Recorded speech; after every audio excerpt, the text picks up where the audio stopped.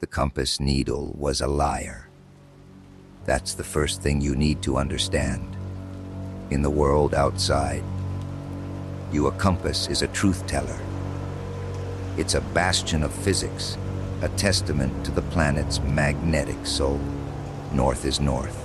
It is a constant. But in Whisperwood, constants die. Our story, or what's left of it, begins with a promise. The promise of crisp autumn air, the scent of pine and damp earth, and 3 days of freedom from the concrete cage of the city. There was me, Liam, the designated navigator and chronic overpacker. There was Maya, a former search and rescue volunteer whose confidence was as sharp and reliable as her favorite survival knife. And there was Ben, our resident storyteller and optimist, the one who could see a silver lining in a thunderhead. The first day was exactly as advertised. We hiked the designated trail, the Grizzly Maw Pass, a name far more dramatic than the gentle, well-trodden path it described. Sunlight filtered through a canopy of golden birch and stoic pine, dappling the forest floor in shifting patterns of light and shadow. We saw a doe with her fawn, a fat marmot that whistled at us indignantly, and we filtered water from a stream so clear it felt like drinking liquid light. Ben named the stream Crystal Tears because, of course, he did. We made camp that night by its bank, the gurgle of water a soothing lullaby. The fire crackled. We roasted sausages on sharpened sticks, and Ben told a ghost story about a spectral lumberjack. We laughed, the sound swallowed by the immense, peaceful silence of the woods. It was perfect, a memory I now cling to like a drowning man to a splinter of wood. The second morning, perfection ended.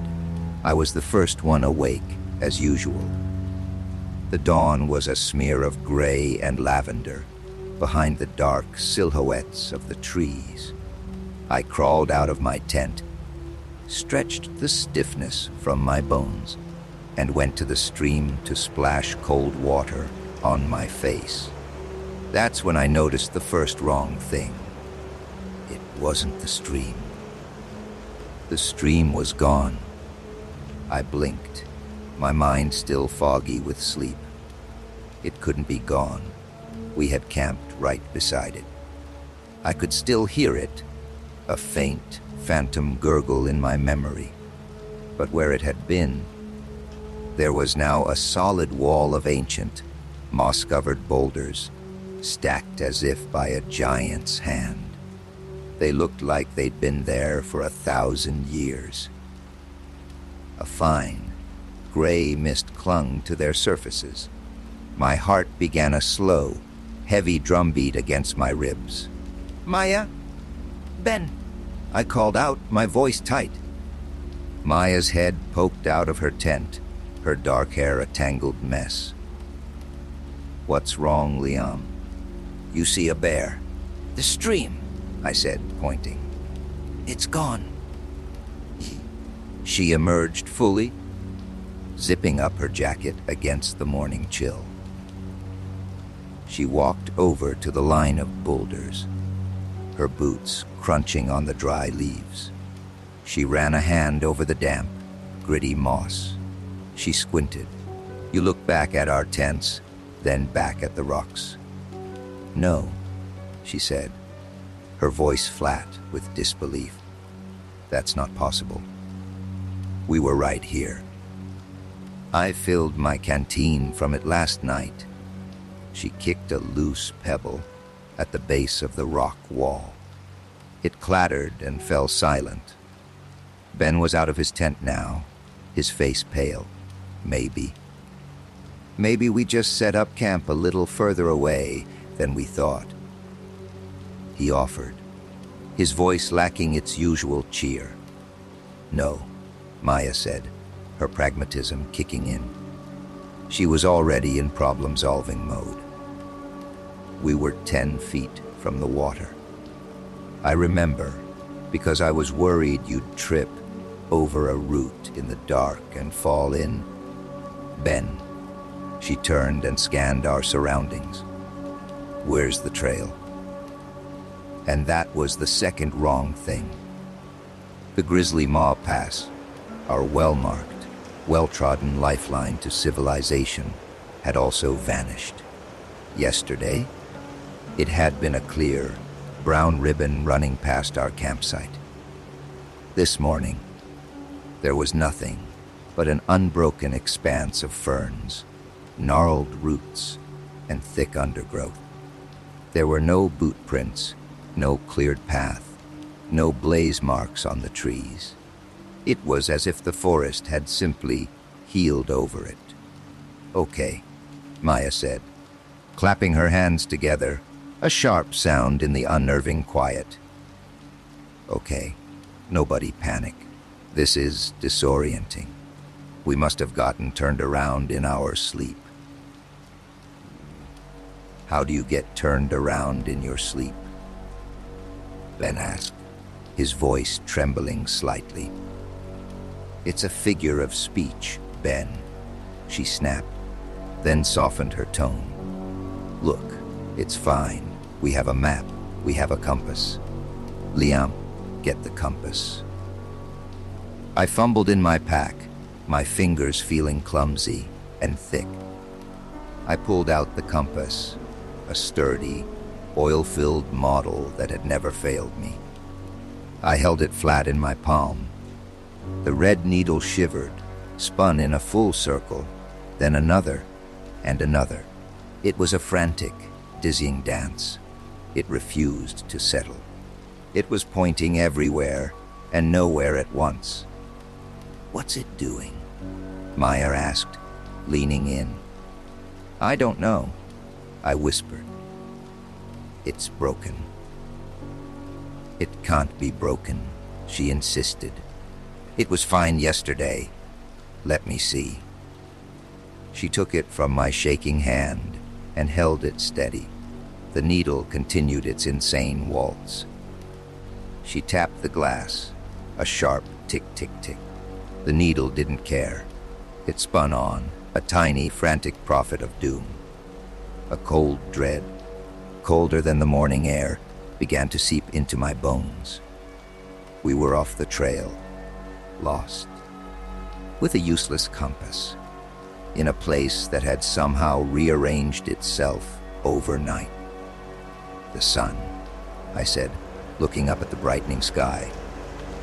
"The sun rises in the east. We can use that." We all looked up. The sky was a uniform, pearlescent gray. The sun was a diffuse, directionless glow somewhere behind the thick cloud cover. There were no shadows to guide us. "Okay," Maya said again, her voice strained but still in command. "New plan. We stay put. We make a big fire. Create a lot of smoke. Someone will find us. We have enough food and water for a few extra days if we ration." It was a logical plan. It was the correct search and rescue protocol. But logic felt like a foreign language here. Every instinct in my body was screaming that staying put was the worst possible thing we could do. This place had changed while we slept. What would it do if we waited for a full day and night? For the next hour, we tried to be normal. We forced ourselves to eat some granola bars, the dry oats turning to paste in our mouths. We consolidated our supplies. But the whole time, a suffocating tension hung in the air. The forest was too quiet. There were no birds singing their morning chorus, no squirrels chittering in the branches. There was only the sound of our own breathing and the rustle of leaves stirred by a wind we couldn't feel, and we kept looking at the trees. They were just trees, pines, oaks, maples whose leaves were turning a fiery red. But they didn't feel like just trees anymore. The way the bark twisted seemed to form leering faces. The shadows between them seemed deeper, darker than they should be. It felt like we were on a stage, and the entire forest was a silent, watchful audience. "I don't like this," Ben whispered, clutching his arms around himself.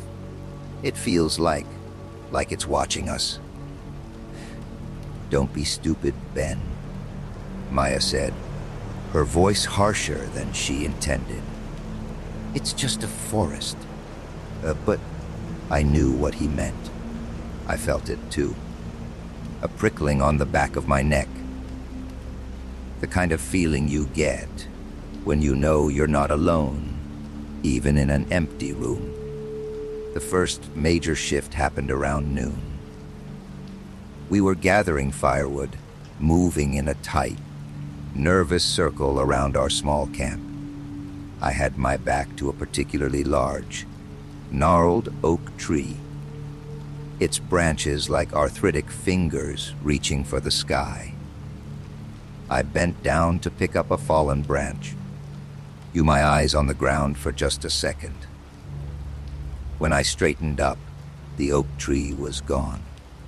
In its place stood a cluster of slender, silver-barked birch trees, their leaves trembling a brilliant, impossible yellow.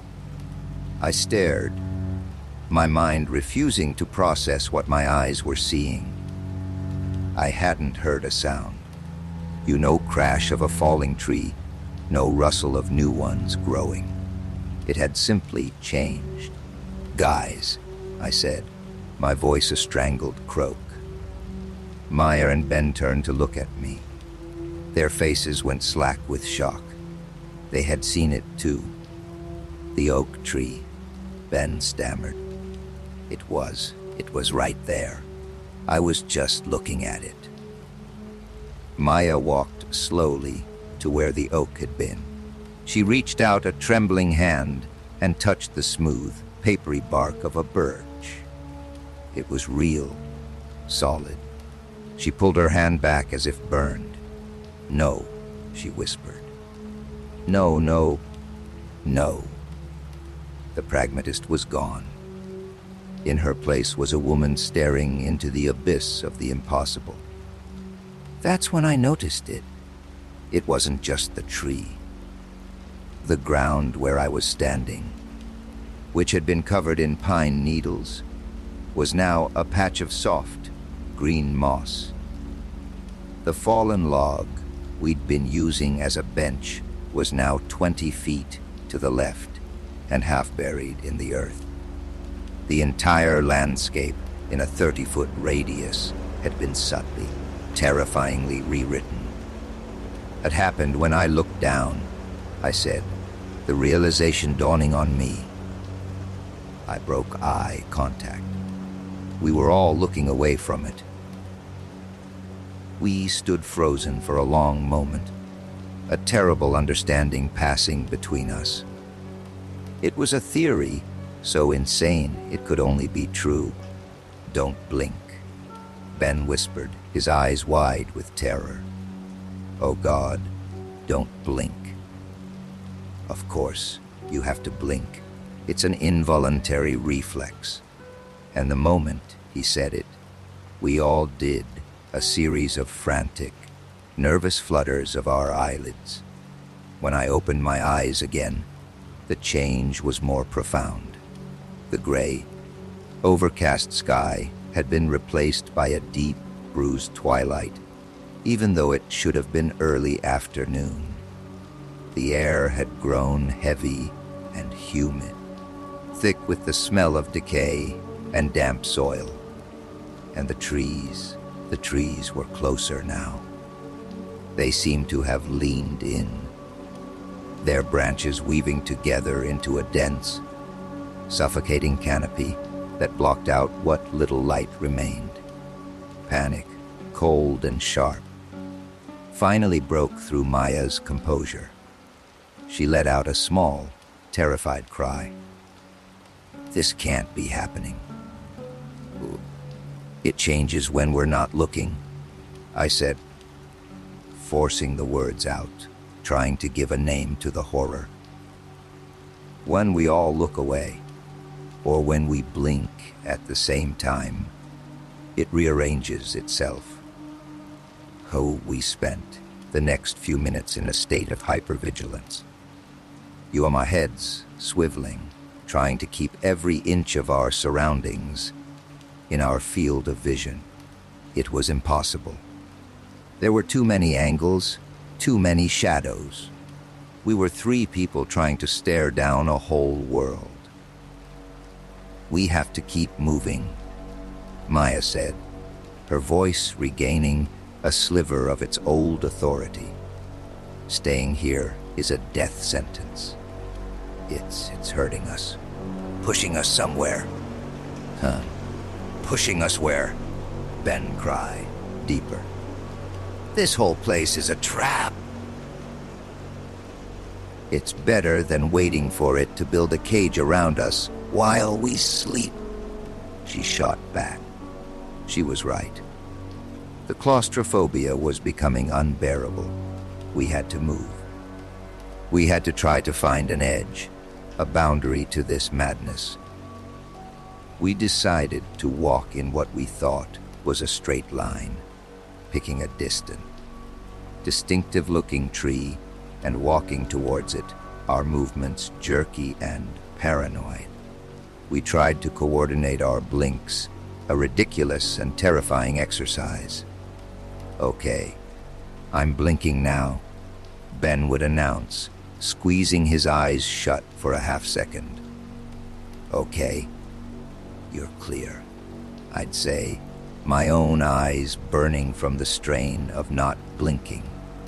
We moved through a landscape that was in a constant, subtle state of flux. A stream would appear, cutting off our path.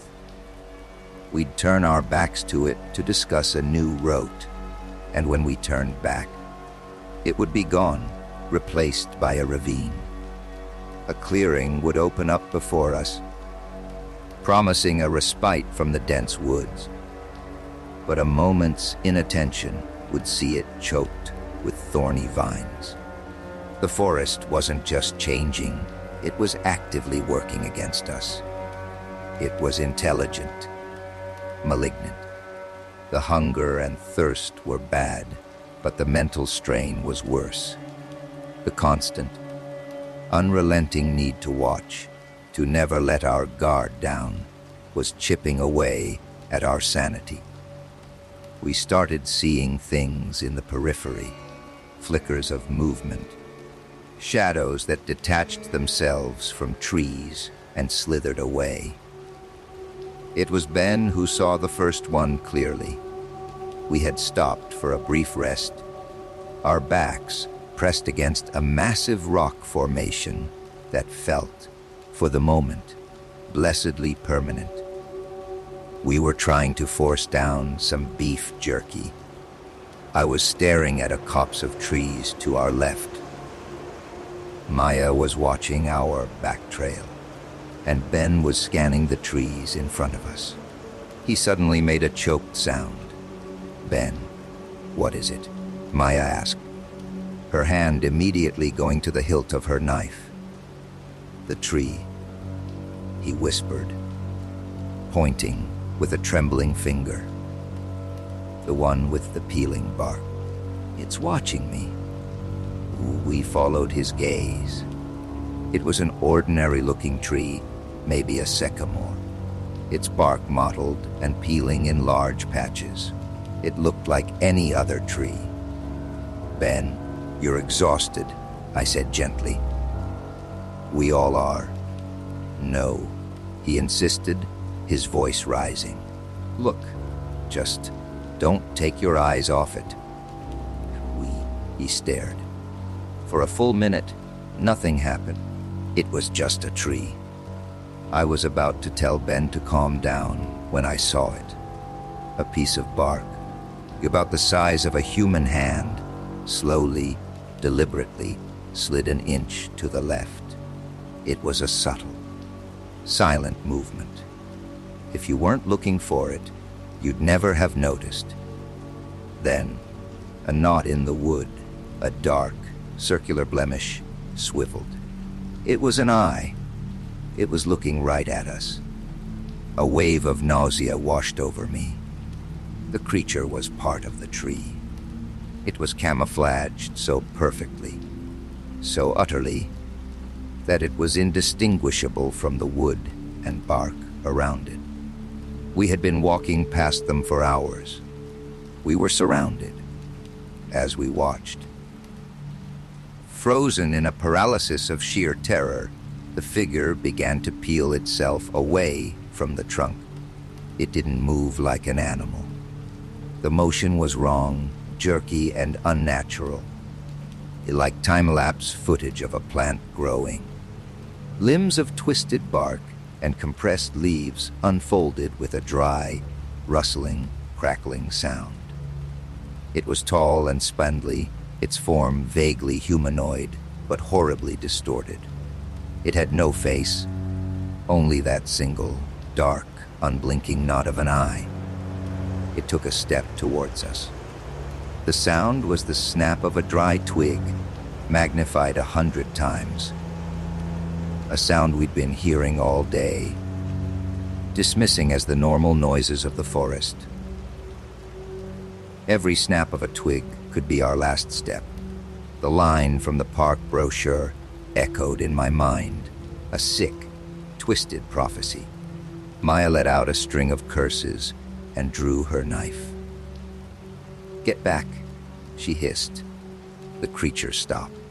It tilted its head, a gesture of alien curiosity. It didn't seem aggressive. It just stood there, you watching us with its single, dead eye. From the trees around us, we heard more rustling, more cracking. Other shapes were beginning to stir, to differentiate themselves from the foliage. We weren't just being watched anymore. We were being corralled. We ran. We didn't care about direction or supplies. We just ran, blind with terror, crashing through undergrowth, stumbling over roots. We could hear them behind us. Their footsteps, a syncopated rhythm of cracking wood and rustling leaves. They weren't fast, but they were relentless. Every time we risked a glance back, the forest had changed. The path we had just run down was gone, replaced by a thicket of thorns. The creatures, these still walkers as Ben started calling them, would be in new positions, closer, always guiding us, funneling us. They weren't trying to catch us. Not yet. They were driving us. We ran until our lungs burned and our legs were rubber. We finally collapsed in a small, suffocatingly dense part of the woods where the trees grew so close together their branches were interlocked like a prison grate. We huddled together, gasping for breath, listening. The cracking sounds had stopped. For now, we were alone. What were those things? Ben sobbed, his face buried in his hands. "I don't know," Maya said, her voice a ragged whisper. She was checking the edge of her knife. A familiar, grounding motion in a world that had lost all its grounding. They're a part of it, part of the forest. "They're the shepherds," I said, the thought coming to me unbidden. "And we're the sheep. It's driving us to the slaughter." The twilight had deepened into a thick, starless dark. The air was cold now, and a damp mist was rising from the ground, coiling around the tree trunks like spectral snakes. We knew we couldn't sleep. To sleep was to surrender to the forest, to wake up in a place even worse than this. We had to stay awake. We had to keep watch. We took turns. 2 of us would stay awake. Our eyes, constantly scanning the oppressive darkness, while the third would rest in a state of light, fitful pseudo-sleep, their eyes closed for no more than a few minutes at a time. The hours crawled by, each one a separate eternity. The silence was the worst part. It was a heavy, pressing silence, full of unspoken threats. Every time a leaf fell, we'd jump. Every time the wind sighed through the branches, we'd hold our breath, listening for the telltale crackle of a still walker's footstep. During my watch with Maya, she spoke, her voice low and devoid of hope. I led wilderness survival courses. I taught people how to respect the woods, how to read the signs, how to find their way home. It was all a lie. It wasn't a lie, Maya, I said. The rules are just different here. There are no rules here? She countered, her voice bitter. There's just this hunger. Can't you feel it? The whole forest is hungry, and it's eating the world we knew. Ooh, she was right. The very air felt predatory. It was a place that fed on certainty, on hope, on sanity itself. It was during Ben's watch that things escalated. He was on guard with me. He was staring intently into a patch of darkness, his body rigid. "Liam," he whispered, his voice cracking. "It's talking to me." "What are you talking about, Ben? There's nothing there." "In my head," he said, his eyes not leaving the spot. "It's whispering. It says it knows my name. It's showing me things. My mom's house, my dog. It says I can go home. I just have to close my eyes and walk into the trees." "Ben, no," I said, grabbing his arm. It was cold as ice. "It's a trick. It's the forest. It's trying to lure you in." "But it feels so real," he whimpered, a tear tracing a path through the grime on his cheek. "I can smell my mom's cooking. Apple pie." A new horror dawned on me. The forest wasn't just a physical trap, it was a psychological one. It was burrowing into our minds, using our own memories and desires as bait.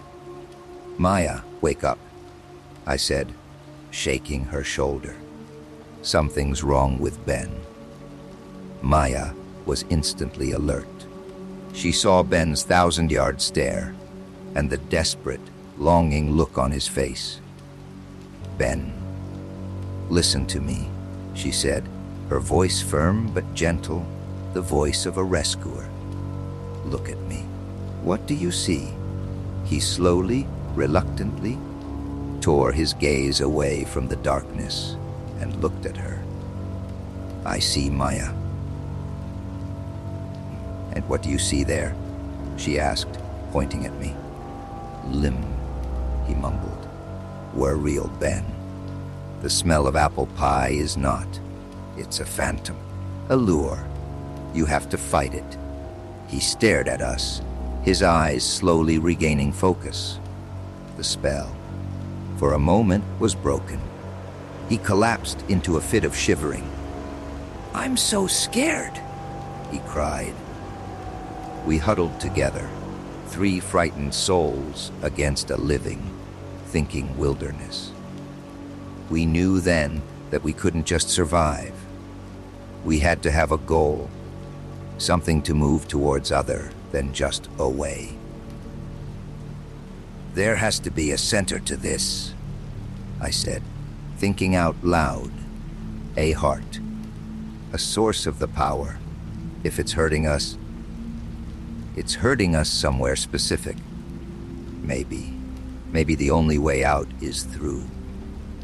It was a desperate, insane gamble. To walk willingly into the heart of the monster that was hunting us. But it was better than running in circles until we were picked off one by one. How do we find it? Maya asked. We look for the wrongness, I said.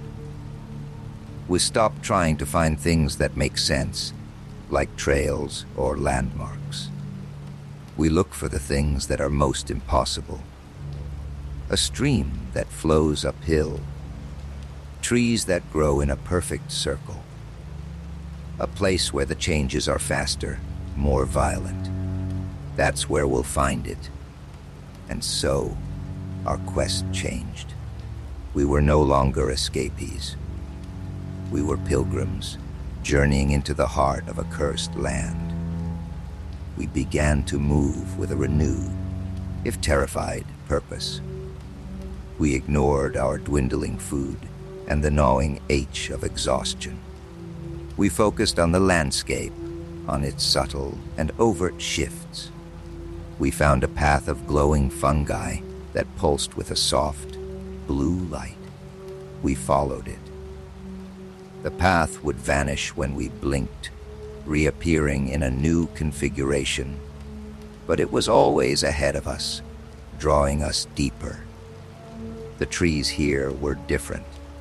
They were ancient behemoths, their bark like wrinkled gray skin. Their branches so high we couldn't see their tops. The air grew thick and heavy, smelling of ozone and wet soil and something else, something cloyingly sweet like rotting flowers. The stillwalkers were more numerous here. They no longer hid. They stood openly among the trees, dozens of them, their single eyes tracking our every move. They were like silent, patient statues, you guardians of this inner sanctum. They made no move to harm us, but their presence was a constant, crushing weight on our nerves. The whispers in our heads grew stronger. The forest tempted us with promises of safety, of rest, of home. It showed Maya a vision of her estranged sister, smiling and holding out her hand. It showed me my father, who had passed away years ago, sitting by a warm fire, beckoning me to join him. We had to constantly talk to each other, to anchor ourselves in reality, to remind ourselves that these were just phantoms woven from our own grief and regret. It's feeding on us, Maya said, her face pale and drawn. Not our bodies, our minds, our hope. After what felt like days, but could have been only hours, we came to it, the heart of the forest. It was a clearing. Not a natural clearing, but a perfect circle. The ground covered in a carpet of moss so vibrant, it seemed to glow from within. In the center of the clearing stood a single tree. It was a tree like no other. It was impossibly vast, its trunk wider than a house, its bark a swirling tapestry of every color we had ever seen. It seemed to be made of solidified light, of living wood, of something beyond comprehension.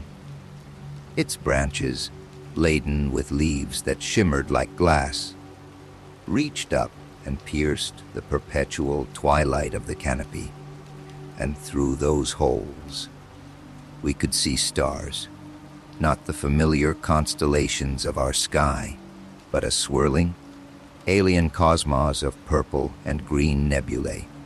The air here was electric. It hummed with a palpable power that made the hair on our arms stand on end and our teeth ache. The ground vibrated gently beneath our feet. This was the source, the heartwood. The still walkers formed a silent ring around the edge of the clearing, their vigil complete. They were not a threat. They were a congregation.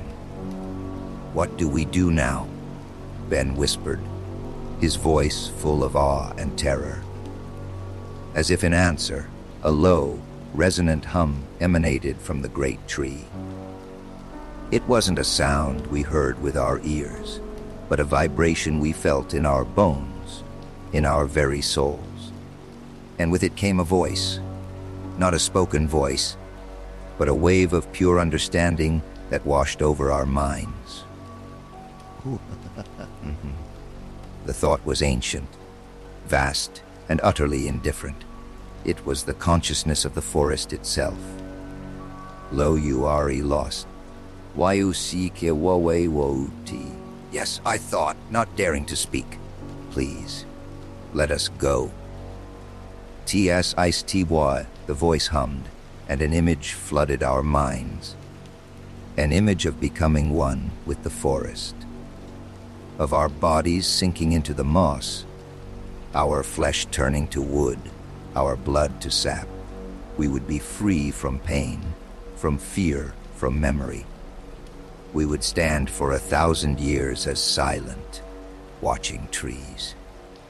We would be part of its eternal, unchanging dream.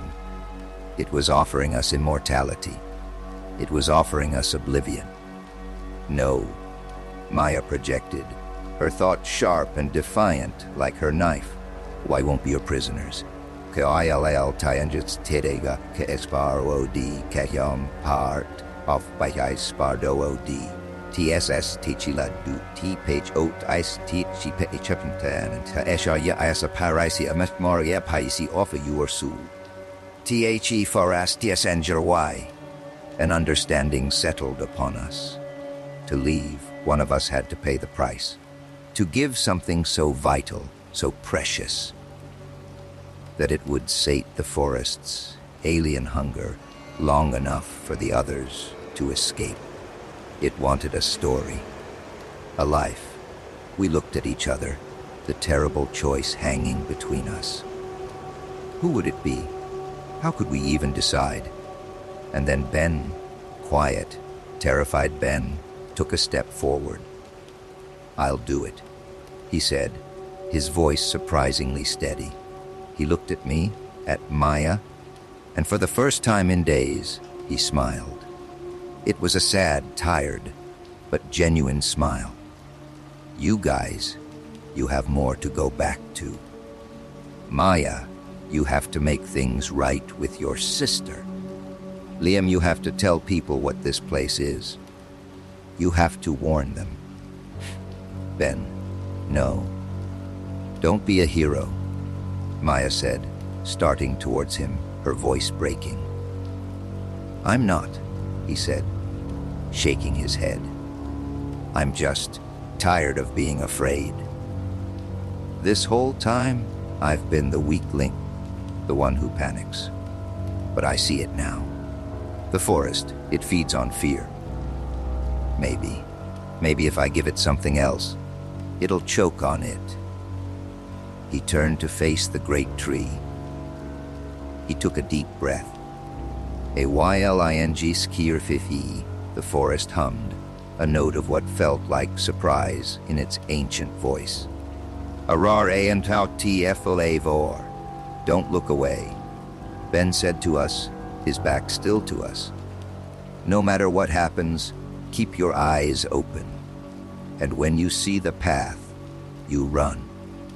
You run and you don't look back. Promise me." "Well, promise," I choked out, tears streaming down my face. Ben closed his eyes. The effect was instantaneous and cataclysmic. Because Maya and I were watching Ben, and Ben had his eyes closed. For a brief, critical moment, no one was watching the heartwood. The world convulsed. The great tree seemed to inhale, the light within it flaring violently. The ground shook. Ben's body was lifted from the ground, bathed in a blinding white light. He didn't scream. He just dissolved, turning into a cascade of shimmering, golden motes of a light that flowed into the tree like a river into the sea. His story, his fears, his hopes, his love for bad ghost stories and the silver linings in thunderheads. The forest was drinking it all in. The Stillwalkers all turned their single eyes towards the tree, their limbs quivering. The forest was so focused on its meal, so consumed by the sacrifice, that for the first time, its attention was not on us. Its control over reality was wavering. And directly through the trunk of the great tree, where Ben had just been absorbed, a path appeared.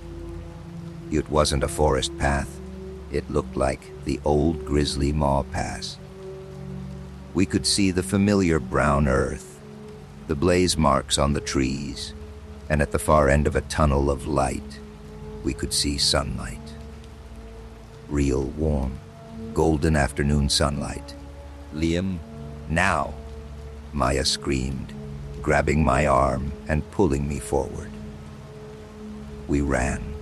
We ran towards the light, our feet pounding on the solid, real, blessedly unchanging earth of the trail. The humming of the forest rose to a deafening roar behind us, a sound of fury and frustration. The tunnel of light began to flicker and shrink. We didn't look back. We just ran, fueled by Ben's sacrifice and a desperate, primal need for the sun. We burst out of the trees and tumbled onto a familiar stretch of trail, blinking in the bright, beautiful light. The air smelled of pine, not decay. We could hear birds singing. We looked behind us. There was no giant, light-filled tree, no glowing moss, just a normal, dense, unremarkable wall of forest. Whisperwood. We had made it. We were out. We were found 2 days later by a park ranger, miles from where we were supposed to be, dehydrated, malnourished, and in a state of shock. We told them we got lost, that our compass broke, that we were turned around by a storm that never happened. We didn't tell them the truth. Who would believe us? They would have locked us away. Maya and I don't see each other much anymore. The shared trauma is a chasm between us, not a bridge. She moved to the desert, as far away from a forest as she could get. Sometimes, I get a postcard from her with a picture of a cactus and a single, handwritten sentence. I haven't blinked in a week. I know it's a joke, I think. As for me, I live with the ghost of the woods. I can't be in a room with too many plants. The sound of a twig snapping makes my blood run cold. And I am terrified of blinking. Every time I close my eyes, just for a second, I have a flash of a dark, impossible forest. I feel the weight of its ancient, hungry consciousness. Sometimes, when I'm shaving, I'll look into the mirror, and my reflection will be a half-second behind me. And just before it catches up, for a fleeting, horrifying instant, I see it. A flicker of something in the reflection of my eyes. A deep, dark knot, and the skin on my cheek, just for a moment, looks an awful lot like peeling bark. Ben bought us our freedom. But the forest took its price. And I have a terrible, creeping suspicion that it's still hungry. And a part of it, a very small part, is no longer lost in Whisperwood. It's out here in the world, looking through my eyes and waiting for me to blink.